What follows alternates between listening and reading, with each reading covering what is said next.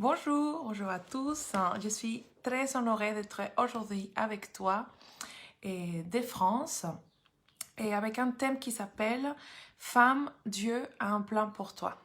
Déjà, je me présente un peu et avant tout, je voudrais remercier le pasteur Samuel pour cette invitation qui m'honore énormément.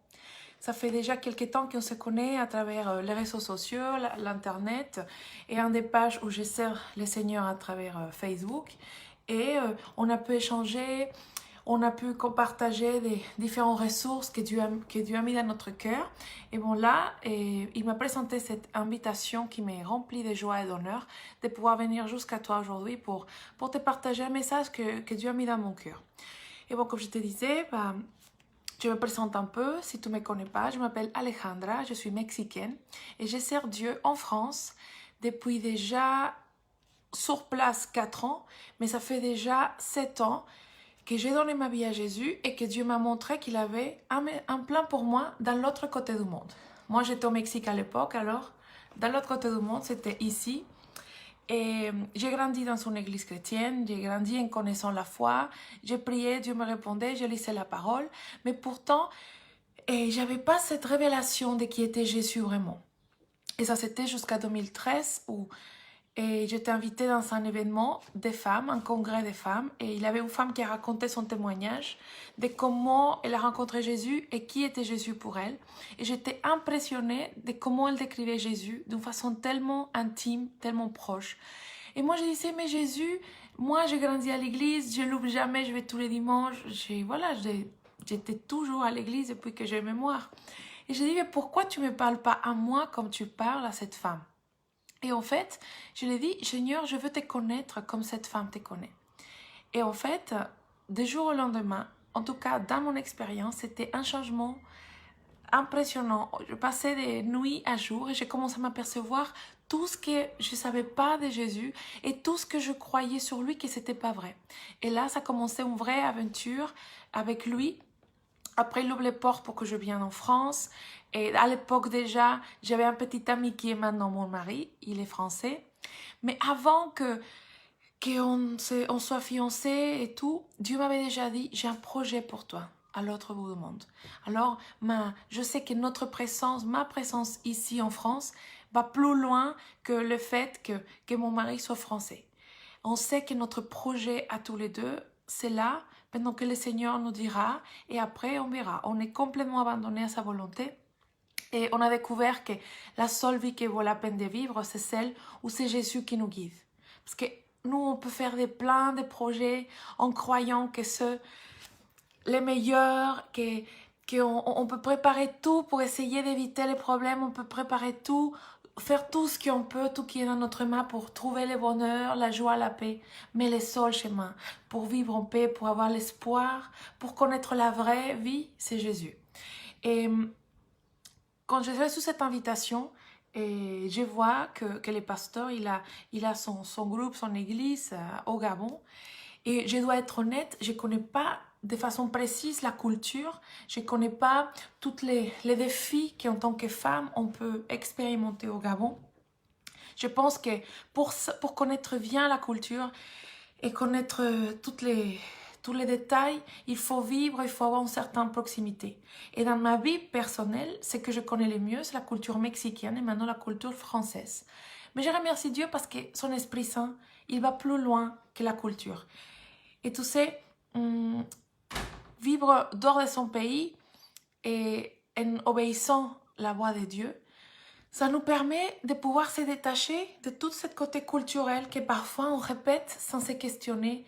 On le fait parce que nos parents ont fait comme ça, parce que nos mères ont fait comme ça, nos grands-mères ont fait comme ça.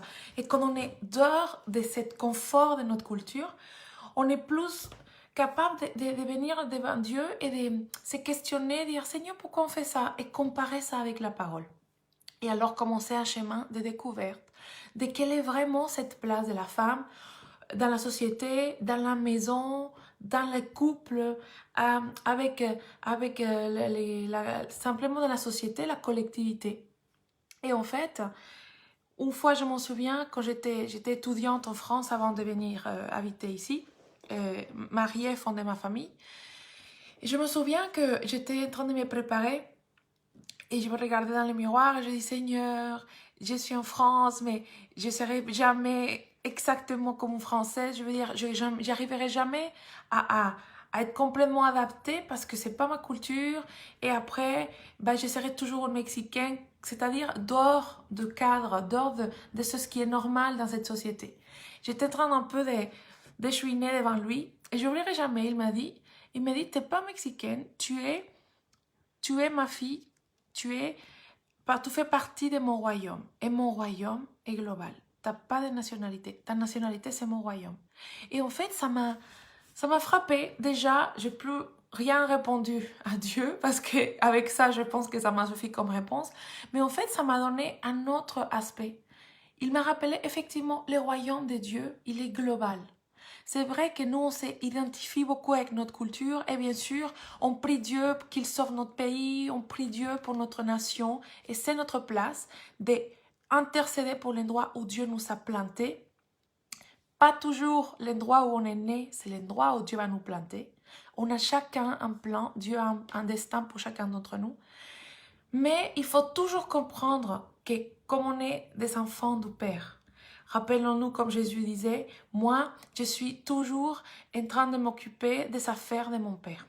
Alors c'est-à-dire l'affaire, les territoires de notre Père, c'est le monde, c'est toutes les nations. Alors on ne peut pas dire, ah moi je pense qu'à ma nation, parce que tout les mondes appartient à Dieu et lui il veut que tout le monde soit sauvé. Tout le monde. Et le fait qu'on puisse comprendre cette réalité, ça nous aide à plus facilement mettre devant Dieu et lui dire Seigneur, regarde ma façon de vivre, regarde comment je fais les choses, les traditions que je suis. Montre-moi d'où ça vient. Parfois, on répète des choses qui sont basées sur la superstition ou qui ne sont pas basées sur la vérité de la parole. Et tout ça, c'est juste des choses que l'ennemi veut faire pour nous enlever de la liberté, pour nous empêcher de courir en liberté. Et comme je te dis, peut-être tu dis, ouais, c'est plus facile pour toi parce que tu étais complètement extrait de ta culture. Et avec une autre culture où j'habite, ben, je suis plus confrontée à voir des différences et de questionner, ok, de où ça vient d'où, ça vient d'où. Mais je pense que c'est une invitation que nous donne le Seigneur. La parole dit, tu connaîtras la vérité et la vérité te rendra libre. Et la première vérité qu'on connaît, c'est que Jésus est le Fils de Dieu et qu'il est venu à cette terre pour nous sauver et qu'il a payé le prix de nos péchés, il a payé notre dette devant Dieu. Et cela nous ouvre la porte à avoir la vie éternelle. Mais ce n'est pas la seule vérité. Connaître Jésus, donner sa vie à Jésus, c'est le début d'une nouvelle vie, c'est le début d'une aventure. Et plus on les connaît, plus il nous dévoile des vérités qui viennent nous libérer. Ils nous disent, ah, j'ai toujours fait ça comme ça, j'ai toujours entendu ça, j'ai toujours fait comme ça. Oui, mais si tu rêves de voir cette œuvre de Dieu dans ta vie, dans cet aspect, alors permets Dieu de te montrer comment les gérer de façon différente.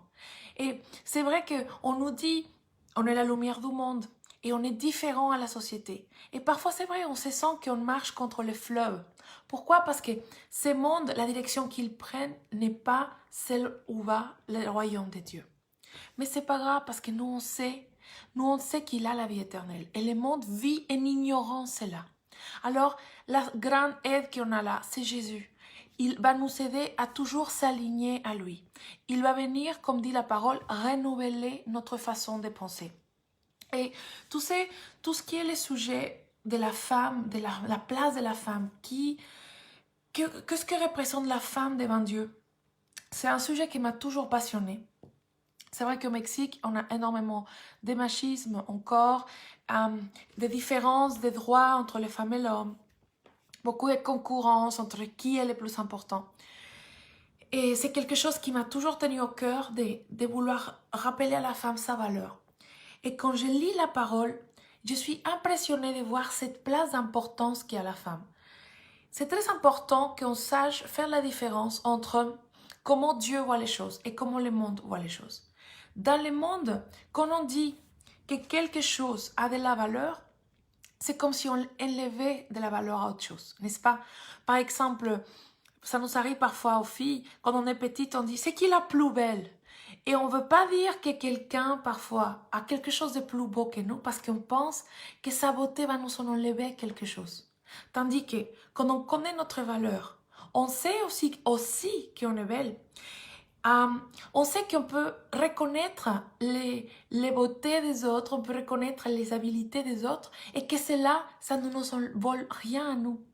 On peut être plus fier, avoir des dons, avoir des habilités, avoir de la beauté. Et ça, c'est seulement Dieu qui peut nous le révéler. Parce que j'insiste, dans le monde, la loi qui commande, c'est l'offre et la demande. C'est-à-dire, si quelqu'un a quelque chose de beau, c'est-à-dire qu'il est en train de le prendre de moi. Et ça nous arrive quand quelqu'un, on entend parfois, que quelqu'un a eu quelque chose que nous on voulait ou qu'on priait longtemps pour avoir et que telle personne l'a eu. Parfois on dit, mais pourquoi c'est moi qui n'ai pas eu? Tandis que Dieu, il en a assez pour donner à chacun les meilleurs, à nous donner les meilleurs. Mais ça, c'est parce que dans les royaumes, la loi qui commande, c'est une loi de surabondance. La parole dit que on a des ressources immesurables dans le royaume de Dieu. Dieu ne se laisse pas guider par l'offre et la demande. Lui, il crée, il ouvre des portes là où il n'en a pas. Je lisais ce matin la parabole où Jésus, pas la parabole, l'histoire où Jésus en Jean et multipliait les pains et les poissons. Et je me dis, mais Seigneur, ça c'est la économie de Dieu. Avec 5 pains et 2 poissons, il peut multiplier pour donner à manger à plus de 5000 personnes. Tandis que humainement, c'est incompréhensible de dire, mais comment on peut donner à manger autant de monde avec si peu?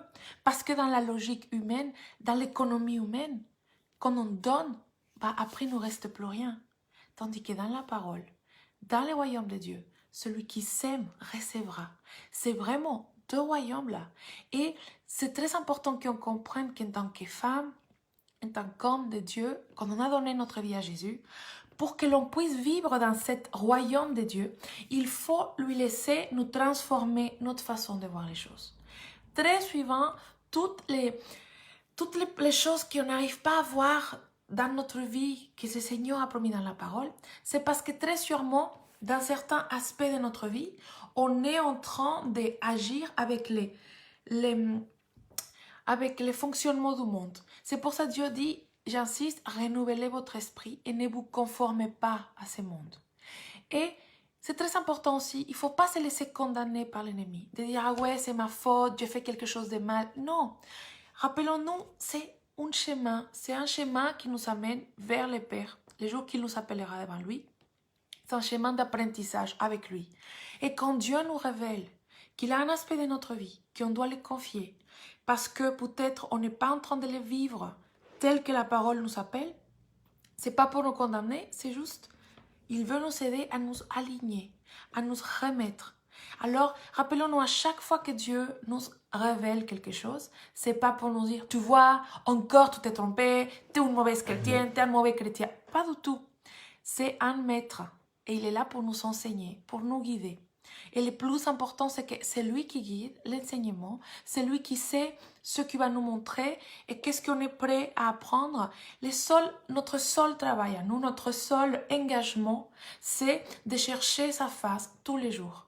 Même si ce n'est pas pour longtemps, mais que ce soit de temps de qualité. Qu'on dit, Seigneur Jésus, je suis là. Quelle vérité tu veux me révéler aujourd'hui pour que je puisse marcher en liberté?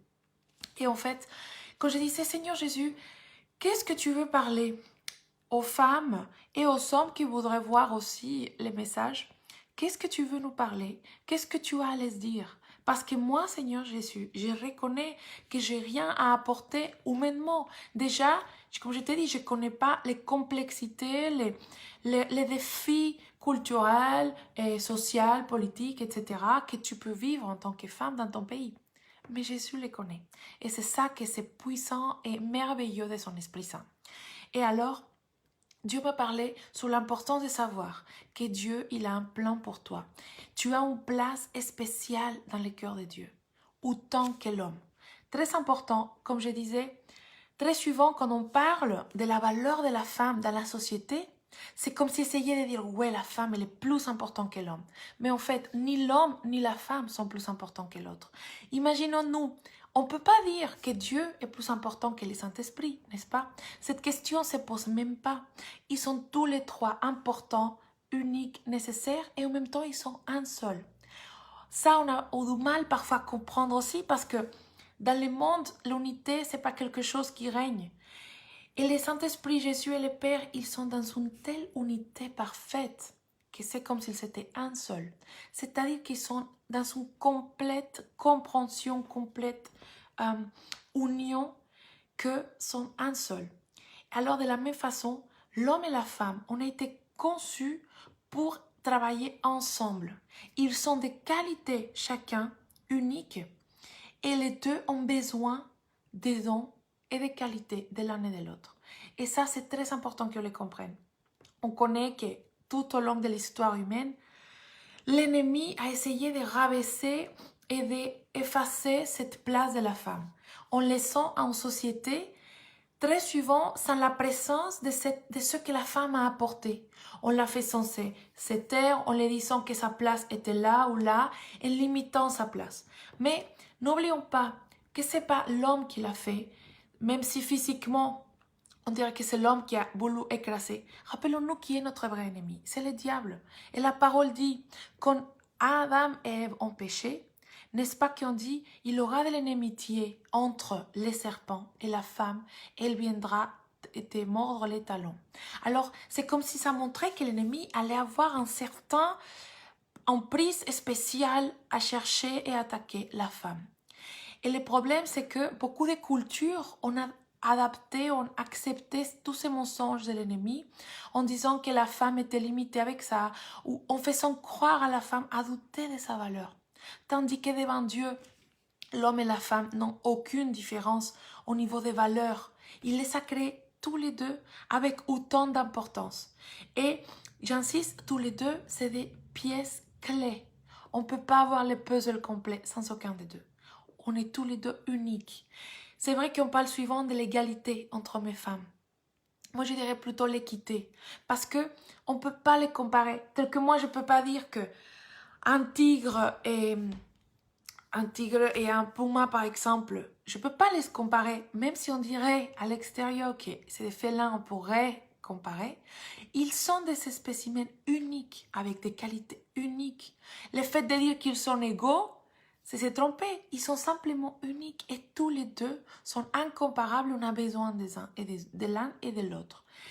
Mais aujourd'hui, je vais me focaliser plus sur la femme et sur ce qu'elle représente devant Dieu. J'étais en train de lire l'histoire d'Esther. J'aime beaucoup cette histoire. Et ça m'apprend à chaque fois quelque chose sur sa place. C'est très rigolo quand j'entends que les gens disent « Ah, la femme faible, que la femme est plus faible que l'homme, etc. » Ça, c'est pas du tout biblique. Pas du tout biblique. Quand on voit la place d'autorité que Dieu a donnée à Esther pour intercéder auprès d'un des rois les plus puissants de l'époque, et on ne voit pas qu'Esther a utilisé sa beauté ou sa séduction féminine pour le faire. Non. Esther a agi avec sagesse, avec prudence. Et Dieu l'a donné de la faveur, le respect d'un roi, le respect de tous ses collaborateurs. Et Dieu, grâce à cette femme, il l'a utilisée pour sauver la nation des Juifs qui était à point d'être exterminée par un des collaborateurs du roi. Alors, on voit que Esther a été mise comme, un peu comme l'autorité, a été prise comme dans un endroit de pouvoir très important. Alors, on voit que tous les dons que Dieu a donnés à la femme qui sont en nous, cette histoire, ce qui est réel, n'est pas pour rien dans la parole. C'est pour nous encourager et nous rappeler que Dieu nous a fait fortes, Dieu nous a donné du courage, Dieu nous a créés avec un objectif particulier, avec un plan éternel. Et laisse-moi te dire, femme, ta place est dans la terre, ta place dans ce monde va plus loin que ta place d'épouse ou de mère, ou d'employée ou de patronne. Le but éternel que Dieu nous a donné est bien beaucoup plus grand que n'importe quel statut, quelle casquette sociale on pourrait avoir. Évidemment, partie de notre chemin, ça va être guider des enfants, et soutenir, accompagner, être l'équipe de notre mari. On aura peut-être à créer des entreprises qui vont ouvrir des travails, des emplois pour les autres. Mais le plan éternel que Dieu a pour nous est bien plus profond, plus éternel qu'un seul aspect de notre identité, de notre casquette. Comme je t'ai dit, les femmes, on a plein de casquettes. On est femme, on est mère, on est épouse, on est amie, on est patronne, on est des collègues, on est des filles, des sœurs. On a plein de casquettes, plein de facettes. Et notre identité en Dieu n'est pas juste liée à un seul. C'est-à-dire, notre but, c'est pas juste d'être une d'entre elles. On est tout ça en même temps. Et Dieu a un projet pour nous, a un plan parfait. Je te dis, on est une pièce clé dans son royaume. Et tu te rends compte l'importance de que tu connaisses ta valeur. Toutes les choses qu'on laisse le diable nous limiter parce qu'on les croit, on pense « Ah, c'est pas pour moi » ou « Non, moi je peux pas servir Dieu parce que je suis trop vieille » ou « J'ai des enfants en bas âge et je suis trop occupée » ou « Ah non, je peux pas parce que je suis célibataire et pour servir Dieu, il faut être marié. Ah, je peux pas servir Dieu parce qu'il faut être un homme pour pouvoir être pasteur. Ah, bah moi, je peux pas faire ça parce que je suis une femme, parce que je peux pas. » Et on se remplit la tête des excuses que l'ennemi a semées dans notre cœur. Mais quand on lit dans la parole, il n'y a pas des excuses pour Dieu, il n'y a pas d'aimer. La seule chose qu'il nous demande, c'est l'obéissance, qu'on lui donne notre volonté. Et c'est lui qui va faire. Moi, à chaque fois, ça m'impressionne.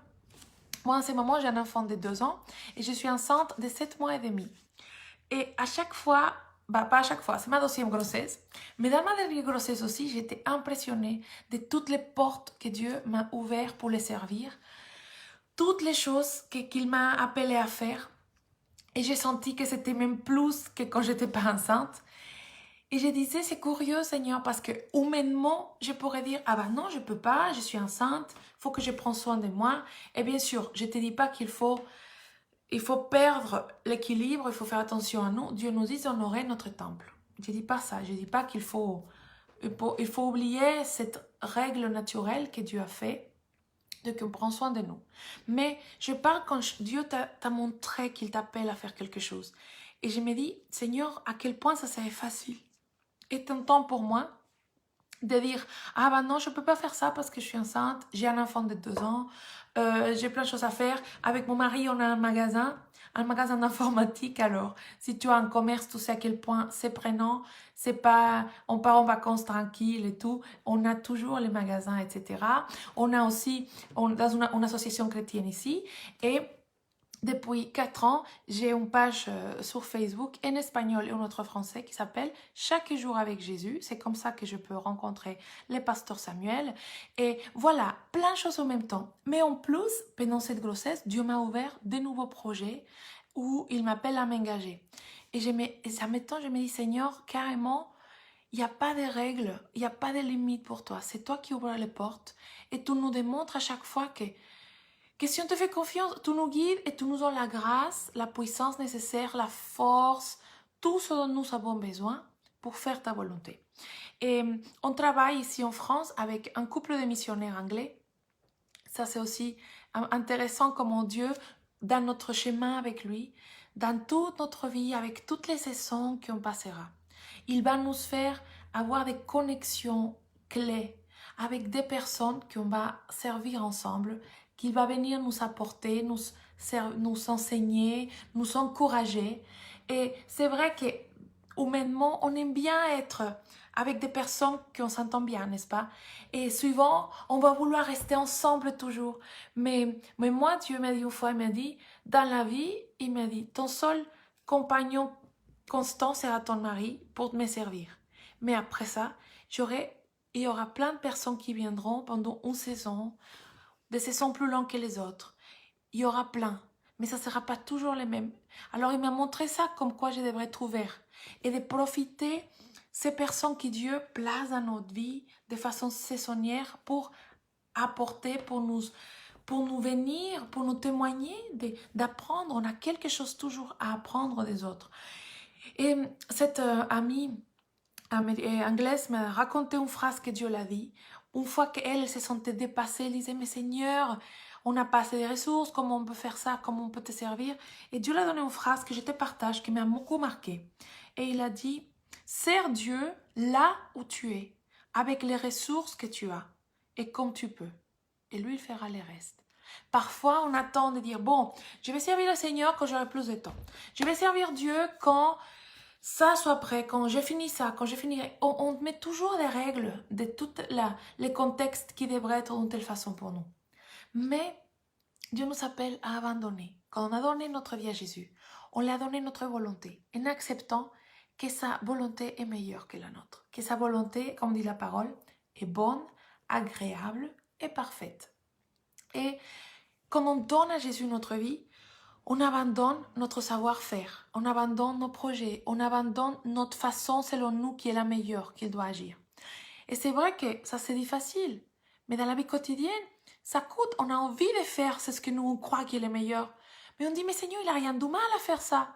Mais ce n'est pas une question de s'il y a du mal ou pas. C'est la question de confiance, de dire, Seigneur, j'ai choisi, je fais un engagement avec toi, que ça sera toi qui guiderai mes pas. Alors je te confie tel projet. Même si c'est un projet pour servir Dieu, il faut toujours les confier pour qu'on ne tombe pas après soit dans l'excès d'engagement ou soit dans des projets qui sont humains mais qu'il n'y a pas l'empreinte de Dieu derrière. Et alors, quand on fait confiance à Dieu, il va nous montrer comment il nous appelle à les servir là où on est. À n'importe, j'insiste, quel âge, même dans un état de maladie, même là, on peut servir. Moi, j'ai vu des témoignages des personnes qui ont été malades de cancer et que dans les temps où ils allaient se faire les chimios, ils ont témoigné de Jésus aux autres malades qui les entouraient. Cette femme dont je parle, par exemple, elle est déjà guérie par la grâce de Dieu et elle a témoigné à des personnes qui étaient là à côté d'elle pour la chimio. Et je me dis, peut-être c'était le seul endroit où elle aurait pu faire connaissance de personnes qu'elle a vues dans cet encheminement. Et je suis sûre elle a encouragé plein de personnes pour voir cette paix qu'elle avait malgré la situation effrayante qui est de vivre un cancer.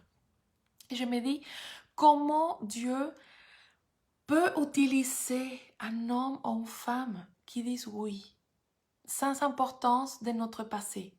Parce que laisse-moi te dire, grâce à Dieu, peu importe comment on a commencé notre vie, tout ce qu'on a fait, ça ne veut pas dire que notre fin sera marquée par ça. Dieu est celui, il est expert en venir transformer les situations difficiles en bénédiction. Lui, il peut transformer n'importe quelle situation terrible et difficile en bénédiction. Il faut juste qu'on lui fasse confiance. Peut-être pour toi, c'est difficile, je ne sais pas comment tu as été éduquée. Peut-être ils t'ont dit que tu n'avais pas de la valeur, que tu n'étais pas assez intelligente, ou peut-être ils t'ont dit que jamais tu arriverais à rien faire. Mais permets-toi de rencontrer cette Père aimant qui va te dire la vérité sur qui tu es vraiment. Sa fille aimée, une femme de valeur, comme Dieu t'a conçue dans le ventre de ta mère, sans importance. Parce que parfois on dit, ouais, mais moi j'étais pas conçue avec amour, moi j'étais un accident, mais mes parents me l'ont dit. Rappelons-nous, la conception d'un enfant, la naissance d'un enfant va bien plus loin que le désir d'un couple, que juste un homme et une femme qui ont l'intimité. La conception d'un être humain, c'est un plan divin. C'est Dieu qui décide d'envoyer un homme ou une femme à la terre avec un objectif et un but. Et malgré les choix qu'on a pu faire dans notre vie, malgré nos erreurs, malgré toutes les choses qui se sont mises en direct exprès contre nous pour essayer de nous empêcher, pour essayer d'oublier notre vraie identité. Dieu, en nous, quand il nous voit, il ne voit pas nos fautes et nos erreurs et nos faiblesses comme nous on les voit suivant. Lui, il voit notre potentiel. Il voit la raison pour laquelle il nous a créés. Et c'est pour ça que c'est important de s'asseoir avec son Père et de lui laisser nous dire la vérité à propos de nous. Alors, si toi, tu te sens, je sais pas, si tu te sens pas belle, si tu te sens pas que tu as de la valeur, si tu sens que tu n'as rien à offrir, il te faut t'asseoir avec ton Père. Peut-être pendant trop longtemps tu as entendu les mensonges de l'ennemi en essayant de te faire distraire et de te faire penser que tu n'avais pas de la valeur, que tu n'étais pas assez bien, que tu n'étais pas assez ça ou assez ça. Parle avec ton Père pour qu'il te montre à quel point il t'aime, qu'il a donné son Fils unique pour toi. Tu te rends compte à quel point on est aimé par le Père. On est aimé par lui. Et la parole dit que Dieu est notre Père merveilleux, notre Dieu fort, notre prince de paix, notre conseiller admirable. Laisse-moi te dire, je l'ai vécu, je continue à l'expérimenter. Jésus est le seul qui peut nous combler complètement. Tu sais, Dieu a donné à la femme une capacité de comprendre les autres. Dieu a donné à la femme une capacité de se mettre à la place des autres. Et je pense que c'est ça les défis et la beauté aussi du fait que Dieu a créé les couples, ou même quand on n'est pas marié, Dieu nous permet de collaborer entre hommes et femmes. Et c'est ça l'enjeu, et c'est ça dont on a besoin, l'aide de Dieu. Dieu a donné à l'homme des capacités et des objectifs et une nature de se focaliser sur certaines choses, et à la femme une autre. Et ensemble, ils ont la vue 360 degrés. Et en fait, le plus important, c'est apprendre à apprécier ce que l'autre a à nous apporter. Et pas se baser sur les différences. Parfois, on voudrait penser pareil. Mais Dieu ne nous a pas, il nous a pas fait deux identiques. Non, il nous a fait qu'on ait besoin de l'un de l'autre. Pourquoi? Parce que si on avait toutes les perspectives en nous-mêmes, on n'aurait pas besoin d'autres. N'est-ce pas, même dans l'Église, le Seigneur dit, vous êtes tous comme des éléments, comme un corps, et chacun a une fonction. Et Dieu a fait ça exprès pour qu'on sache qu'on a besoin d'un des autres et qu'on puisse travailler mieux ensemble. Et alors, quand j'observe la femme, je m'aperçois de toute notre capacité de s'apercevoir des choses. On a les regards, on s'aperçoit qu'il y a quelqu'un qui ne va pas, qui ne se sent pas bien. On regarde les enfants, on regarde aussi les maris, on observe, on perçoit des choses. Et très suivant, j'insiste, l'ennemi s'est parfois acharné envers la femme pour vouloir minoriser ses capacités et de dire ah ça c'est des émotions, t'es émotionnel comme une femme, ou ah ça c'est d'intuition, c'est n'importe quoi, t'inventes. Et non, il essaye de nous faire ignorer nos capacités. Tout ce qu'on a, bien sûr, sans la direction de Jésus, ça peut jouer contre nous, c'est vrai. On peut penser qu'il y a toujours quelque chose qu'on n'en a pas. Mais quand on est guidé par le Seigneur Jésus, quand on est guidé par le Saint-Esprit, on valorise plus les dons et les qualités que Dieu nous a donnés. On comprend qu'ils sont là pour une raison, que c'est Dieu qui les a mis là. Et alors on est plus à l'écoute et on est capable de sentir, de voir des choses. Moi, il y a une phrase au Mexique, on dit « Tu donnes aux femmes une maison et la transformes en un foyer ». Dieu nous a donné une capacité créative de créer. On est capable, Dieu nous a donné les dons de voir au-delà de ce qui voit nos yeux. On est capable de voir le potentiel dans les choses. Je ne sais pas si, c'est pas en généralité, mais certaines femmes aiment la décoration, par exemple.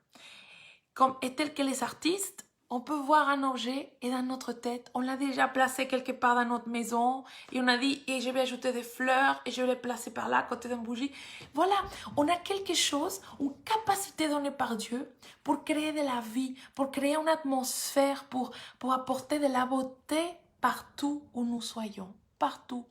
Et laisse-moi te dire, très suivant, j'insiste, l'ennemi à placer dans la société des pensées, j'insiste, qui vont vouloir venir à affecter, à critiquer, à juger les dons de la femme.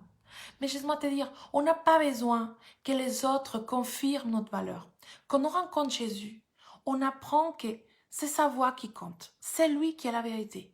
Alors, les autres pourraient pas être d'accord avec nous. Les autres pourraient dire que nos dons ça sert à rien. La société, même parfois, selon la société où on habite, pourrait dire que ça sert à rien, ça ou ça ou ça. Mais peu importe, parce qu'on connaît que la vérité, c'est Jésus. Et si lui, il dit que c'est donc qu'il nous a donné lui-même, il est là pour une raison. Alors on sait que ça vaut la peine et que ça va plus loin que juste un petit détail. Comme je t'ai dit, cette capacité de la femme de vouloir décorer, de vouloir donner de la vie à une maison, c'est pas pour rien. Dieu aime la beauté, n'est-ce pas? Dieu aime la beauté. Sinon, il n'aurait pas fait toute cette diversité des animaux partout. Et il aurait fait tout pareil, ou il aurait fait les êtres humains tous pareils, n'est-ce pas? Les mêmes cheveux, la même couleur de peau et tout. Non, mais quand on voit la diversité, on voit que Dieu aime la beauté. On voit la nature, les paysages. Dieu aime la beauté. Et je trouve que chez la femme, on trouve cette caractéristique. Aussi chez l'homme, bien sûr, il a la capacité de créer de la beauté. Mais très souvent, la femme le fait d'une façon d'expression. Et expressive, de créer, de décorer, etc. Et tout ça, j'insiste, c'est pas juste quelque chose de superficiel. C'est quelque chose qui apporte de la joie. Et en lisant Proverbe 31, qui parle de la femme virtueuse, parfois on lit ça et ça nous pèse.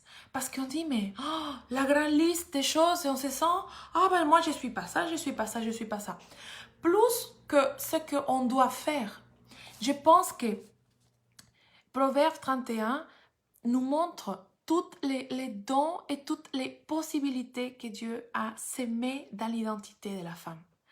Et quand moi je lis ça, je m'aperçois de certains aspects que je trouve que Dieu a mis chez la femme. Ils disent, douée dans les affaires, douée dans le travail, créative, forte, digne, sage, aimante, bien plus de valeur que sa beauté. La fierté de sa famille. Juste pour dire comme ça, vite fait, déjà, tout ça, on peut ressortir. Tout ça se trouve, c'est qu'on soit chez la femme. Peut-être on te dit, oui, mais moi, je suis pas douée avec ça, je suis pas douée avec ça. Dieu nous a créés uniques. Alors, c'est très important déjà, pas se comparer. Parce que c'est comme ça que l'ennemi essaye déjà de nous faire perdre notre identité. Même la société, ils disent, c'est ça le chemin à suivre. Si toi, tu ne rentres pas dans ces cadres, alors il y a un truc qui ne va pas avec toi. Ils veulent faire tous pareil, tandis que Dieu nous a dit déjà, il nous a donné les empreintes qui sont uniques. Il nous donne un petit aperçu qu'on est tous uniques. On n'est pas juste un être humain de plus sur la terre. Alors, prendre un temps et dire, Jésus, qu'est-ce que tu as mis d'unique en moi? Aide-moi à me voir moi-même comme toi tu me vois. Comment tu me vois? Quelle est ma valeur? Qu'est-ce que tu as mis en moi que j'ai apporté dans ce monde? Et laisse-moi te dire, on a une énorme place d'autorité dans la maison aussi, les femmes. Comme j'insiste, je ne vais pas rentrer plus dans les détails des fonctionnements familial, mais je trouve que la place de la femme, c'est cette interaction entre les enfants, les pères, les maris. On a une capacité de créer de la connexion, de créer de la harmonie, de l'unité entre plusieurs aspects. Dans le travail aussi, dans la vie de travail, on peut voir comment les femmes vont avoir cette capacité de cohésion. Et j'insiste, le fait que beaucoup ne le font pas, ça ne veut pas dire qu'on n'est pas capable de le faire. Dieu nous a donné aussi, je trouve, une capacité d'intercession très puissante. On va être très souvent plus attiré à prier pour plein de choses. Parfois, moi, je me trouve à prier pour la future femme de mon fils qui a 2 ans. Et mon mari rigole. Et parfois, mon mari est plus à voir dans l'immédiat. Je trouve que c'est un don que Dieu l'a donné. Mais moi, très souvent, Dieu me permet de voir plus loin, de rêver à 20 ans, à 10 ans, à 50 ans. Et quand j'ai une idée, évidemment, au lieu de m'inquiéter, parce que l'ennemi, j'insiste, tous les dons qu'on a, sans avoir donné notre vie à Jésus, il veut les utiliser contre nous. Alors, très souvent, on a des femmes qui s'inquiètent pour des choses qui pourront arriver en 10 ans. Alors ça, c'est le côté sans Dieu. Mais quand on sait quand on accorde notre vie à Jésus, on voit que Dieu nous a donné une capacité de rêver, une vision de voir beaucoup plus loin avant que les choses arrivent. Et laisse-moi te dire, femme, la prochaine fois que ça te vient à l'esprit de penser à tes petits-enfants, même si tu n'as pas d'enfants, ou de penser à ta vie de famille, même quand tu n'es pas mariée, à voir plus loin. Alors prie. Et dis, Seigneur, quelque part dans ce monde, il a mon mari. Protège-le, guide-le, enseigne-le, qu'il te connaisse, qu'il t'aime. Et quand il soit prêt, et moi aussi, permets-nous de se retrouver. Ou tes enfants, Seigneur, moi je ne sais pas qui sera la femme ou le mari de mon enfant, mais toi tu le sais, Seigneur, guide ses parents. Je ne sais pas si cet enfant existe ou pas. Mais Seigneur, guide les parents pour qu'ils guident cet enfant dans ta parole pour que puisse s'unir un jour avec mon enfant et puisse créer un foyer qui t'aime, qui t'honore.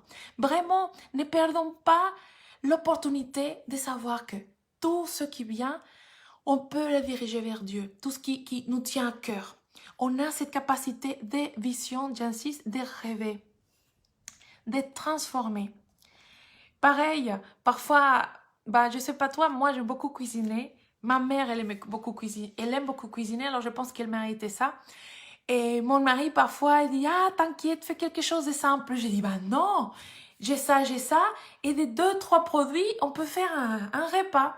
Et j'ai dit, mais ça, c'est un côté de créativité. Moi, je pense qu'on peut profiter, même dans les tâches de tous les jours. Tout le monde, il doit manger tous les jours. N'importe dans quel niveau social on est, tout le monde mange tous les jours, n'est-ce pas? Alors, je me dis, combien on peut trouver des choses créatives, cette capacité de créer. Par moi, ça me parle à moi parfois. Quand je prends des produits primaires qui ressemblent à rien et qu'après, on peut les transformer dans un repas qui donne un peu de chaleur, d'amour. Voilà, c'est quelque chose qui me parle. Et je me dis, Dieu fait la même chose avec nous, suivant.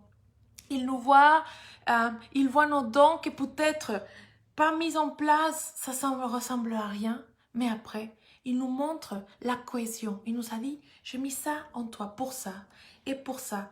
Et quand on les met ensemble, il fait des choses à travers nous qui on est épaté nous-mêmes de voir tout ce que Dieu fait dans notre vie et à travers de nous. Comme je disais, la femme a aussi la capacité d'accompagner, de soutenir, de construire. Une femme peut appeler de la vie, de la beauté partout où elle aille. Elle peut déclarer, femme, vraiment, c'est pour ça que la parole dit, fais attention à notre bouche. Et je te dis femme, pourquoi? Parce que même scientifiquement, on dit que la femme parle plus que l'homme. C'est un fait. Et moi, je me dis, ça, c'est pas une coïncidence. Si Dieu a donné à la femme cette capacité, cette nature de parler plus, de t'attirer plus par la parole que l'homme, je me dis, il doit y avoir quelque chose là, quelque chose de puissant, de dire, on peut déclarer de la vie. Alors, utilisons nos paroles pour bénir nos enfants, bénir nos maris, bénir nos collègues, bénir les gens qui nous entourent. Peut-être, parfois on s'est fait tromper par l'ennemi et on pense qu'on ne sert pas Dieu parce qu'on n'est pas dans une église ou dans un ministère. Et au Mexique, ça existe ce mot séculaire. Séculaire, c'est-à-dire tout ce qui n'est pas lié au ministère de l'église. Mais il ne faut pas se tromper. Quand on est enfant de Dieu, on est enfant de Dieu partout. On n'est pas divisé dans la vie spirituelle, la vie professionnelle. Non, on est un être entier. Et moi, je n'aime pas utiliser les mots séculaires parce que je me dis, si Dieu t'a placé à toi en tant qu'infirmière ou en tant que pasteur, tous les deux, si on est dans la volonté de Dieu, parce que Dieu nous a placés là, on est en train de servir Dieu dans l'endroit où il nous a placés. Ou dans la maison, peut-être tu gardes tes enfants et tu te dis, ah, je voudrais servir Dieu. Tu es en train de servir Dieu là où il t'a placé. Peut-être tu as prié Dieu et tu sens que dans cette saison de ta vie, il faut te dédier à ta famille. Peut-être tu as des enfants en bas âge et tu sens que ça devrait être toi qui les gardes dans ces moments. Laisse-moi te dire, fais confiance à Dieu. Et autre chose, la vie est pleine de saisons. Pas juste parce que dans cette saison de ta vie, tu gardes tes enfants parce qu'ils sont en bas âge, ça ne veut pas dire que ça va durer toujours. Pourquoi? Parce que Dieu va guider les saisons. Il aura des saisons pour tout. Par exemple, moi, j'ai toujours adoré travailler. Avant de connaître Jésus, je voulais être ambassadrice des Nations Unies. J'ai adoré ça. J'ai donné ma vie à Jésus, j'ai dit Seigneur, j'étais dans tous mes projets. Après, il m'a accompli un de mes rêves qui c'était de faire un master à l'étranger. Je l'ai fait en France. Et après, voilà, je me marie avec mon mari et on a notre magasin d'informatique. Alors moi, je prends un contrat à mi-temps. Comme ça, je m'en occupe de mon enfant et aussi tous les projets que Dieu m'a mis, que ça me permet de pouvoir jongler avec tout ça en même temps. Dans mon éducation mexicaine et familiale, pour nous, c'était évident de travailler toute la journée. Et comme c'est quelque chose qui était né, surtout quand on fait des études supérieures. Alors, cette réalité, humainement, ça vient un peu contradire ce que j'ai toujours pensé que je ferais. J'ai toujours pensé que je serais toute la journée au bureau et que ça serait un peu le style de vie que j'aurais. Mais au début, quand je me sentais tentée à être frustrée de dire « Ah Seigneur, mais moi je voulais un poste tel, ou j'ai rêvé de tel poste, et j'ai fait un master pour ça, et humainement je ne suis pas en train de l'appliquer directement dans notre entreprise. » Mais Dieu m'a dit « C'est des saisons. Il y aura des saisons pour tout. Il y aura une autre saison sûrement dans le futur où Dieu va me permettre d'exercer certains dons et de les servir au sein d'une entreprise, si c'est partie de tes rêves. Et à un autre moment où Dieu m'appelle à servir au sein de ma famille de façon si directe en étant très présent avec mes enfants, avec mon mari. Et je me dis, qu'est-ce que c'est une aventure quand on sert Jésus? Tout peut arriver. Moi, j'ai 2 tantes, par exemple, qui ont gardé ces enfants pendant 15 ans.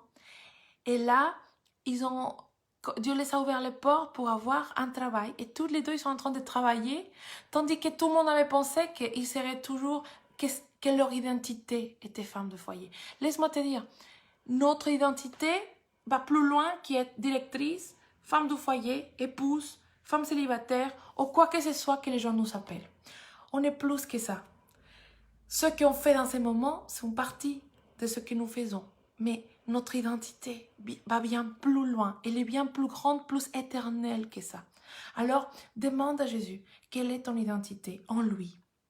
Et abandonne-lui ta volonté, ta façon de faire. Et j'insiste, cette côté culturel que parfois on suit. Pose-lui la question, dis Seigneur Jésus, est-ce qu'il y a des choses que je fais par culture, par tradition, qui m'empêchent d'être la femme que tu m'as créée pour être? Et laisse-moi te dire, là où tu te trouves, si tu donnes ta vie à Jésus, si tu lui donnes ta volonté, il va te placer là où tu vas le servir, où tu peux le servir. Que ce soit, j'insiste, devant une église, que ce soit avec tes enfants, que ce soit au milieu du travail, avec tes clients, avec tes patients, là où tu te trouves, là, Dieu veut t'utiliser pour briller comme une lampe qui apporte de la bénédiction, pour déclarer la vie, pour intercéder, pour être un exemple, un témoin de son amour.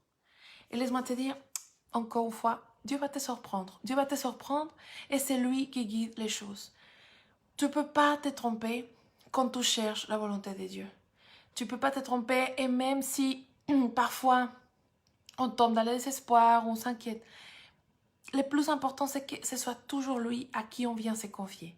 Et on doit faire confiance qu'il va nous aider à nous relever, il va nous aider à nous réaligner envers lui, car c'est lui qui dirige les choses.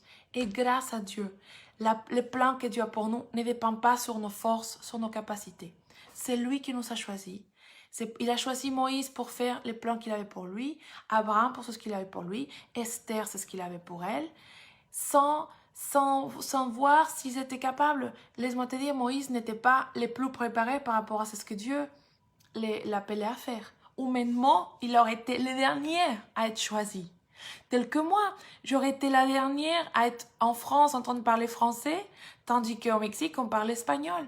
Mais Dieu a choisi ça. Et de la même façon que moi, si j'ai raconté à mon moi de 15 ans qui rêvait de voyager un jour et que j'avais jamais voyagé à 15 ans, si je m'aurais vu et je me dis, tu vas habiter en France, tu vas avoir une famille là-bas, tu vas parler français. Déjà, je voulais parler l'anglais. Dieu m'a permis de le faire, mais jamais j'aurais cru pouvoir parler en plus le français, que j'ai appris à le parler très tard, très grande. J'ai commencé à prendre quelques cours, non plus des énormes cours.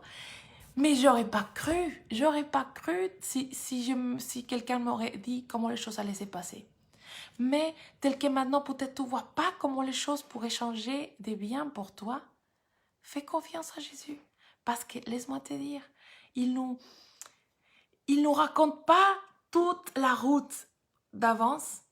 Il nous dit juste, fais-moi confiance. Tu vas arriver au but, tu vas arriver à ta destinée.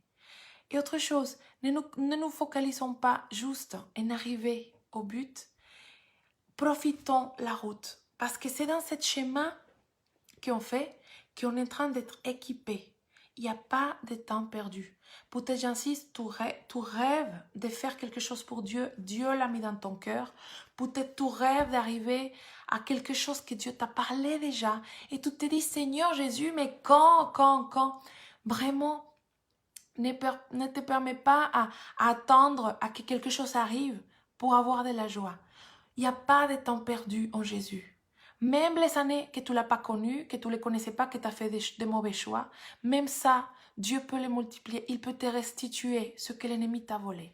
Et quand tu es dans les mains de Jésus, chaque saison, chaque étape, c'est pour t'enseigner, c'est pour te transformer, c'est pour te bénir. Et j'insiste, on a besoin de passer par certains chemins pour apprendre, pour comprendre, pour qu'après on puisse être prête pour faire ce que Dieu nous a appelés à faire. J'espère que cette parole t'a béni. En tout cas, pour moi, j'insiste, c'est un vrai honneur d'avoir été là avec toi aujourd'hui. Et encore une fois, merci Pasteur Samuel pour cette invitation. Vraiment, je suis très touchée et très contente d'avoir pu arriver jusqu'à chez toi. J'espère qu'un jour, le Seigneur me permettra de visiter les Gabons et de pouvoir connaître la culture si riche et de pouvoir le voir avec mes propres yeux. Mais déjà, merci Seigneur que dans son esprit, nous avons cette unité et ce côté familial. On peut se reconnaître avec nos frères ou sœurs de n'importe quel pays grâce à qu'on a le même Père et le même Saint-Esprit. Et je vais prendre juste, je n'ai pas beaucoup de temps, 5-10 minutes, si jamais quelqu'un d'entre vous a des questions. Si vous n'en avez pas, ce n'est pas grave, mais en tout cas, je lis vos messages, vos commentaires. Je vous remercie déjà à tous ceux qui regardent et ça a passé très vite. En tout cas pour moi, j'espère que c'est le même pour vous. Et bon, j'espère que cette parole que tu as parlé t'a béni. Bonjour à Martine, à Emmanuel, à Barbara, à Sambrou, à Brunner. Merci beaucoup d'être là. Merci pour vos commentaires. C'est une première fois pour moi de faire un direct comme ça. Alors merci beaucoup pour votre présence, votre soutien.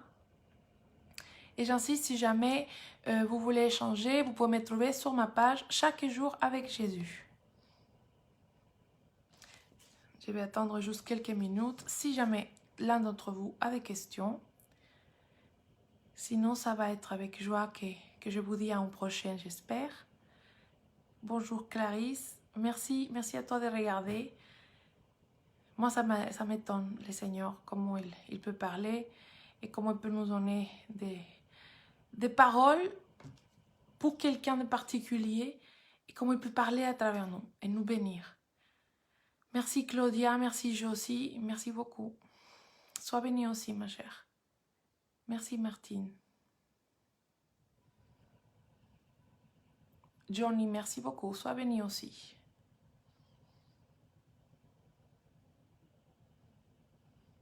Merci à vous, merci pour avoir regardé. Que le Seigneur vous bénisse et qu'il puisse venir révéler cette réalité dans notre cœur. Qu'on laisse la vérité de Dieu être notre vérité, devenir notre vérité, notre identité.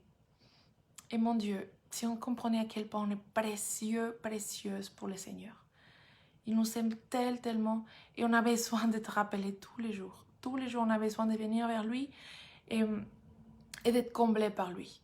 Vraiment comprise. On peut avoir des bons amis, un très bon mari aimant, mais jamais personne ne va pouvoir nous comprendre de façon parfaite comme Jésus.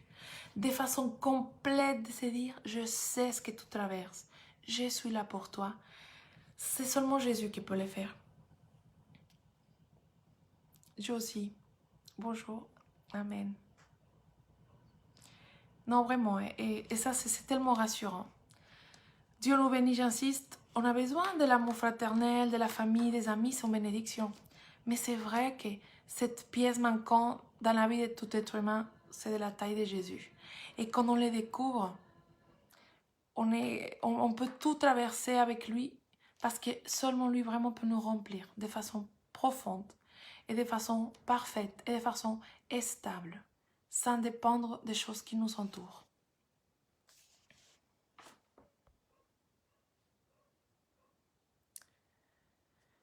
Je vous remercie encore une fois. Je vous fais des gros bisous, que Dieu vous bénisse là où vous vous trouvez. Et à très bientôt, j'espère. Bonne journée et bon week-end.